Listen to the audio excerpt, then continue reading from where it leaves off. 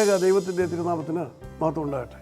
കർത്താവിൽ പ്രിയ സഹോദരങ്ങളെ, Bible crowd പ്രതിദിന പ്രശ്നോത്തരിയിലേക്ക് നിങ്ങളെ എല്ലാവരെയും കർത്തൃനാമത്തിൽ സ്വാഗതം ചെയ്യുന്നു. ഇന്നലത്തെ ചോദ്യം, രൂത്തിൻ്റെ കൊച്ചുമകൻ്റെ പേരെന്ത്? യേശുക്രിസ്തുവിൻ്റെ വംശാവലിയിലേക്ക് കടന്നു വന്ന മോവാബ്യ സ്ത്രീ ആയിരുന്നു രൂത്ത്. യഹൂദനായ ബോവസ് രൂത്തിനെ സ്വീകരിച്ചു.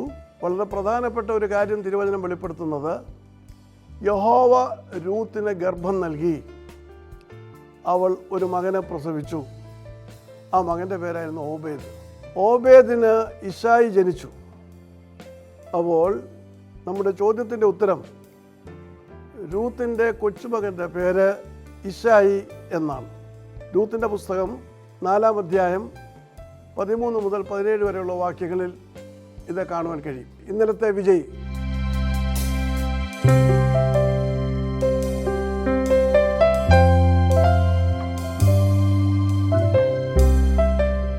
ഇന്നത്തെ ചോദ്യം, ഗബ്രിയേൽ പ്രത്യക്ഷപ്പെട്ട പഴയ നിയമ പ്രവാചകൻ ആര്?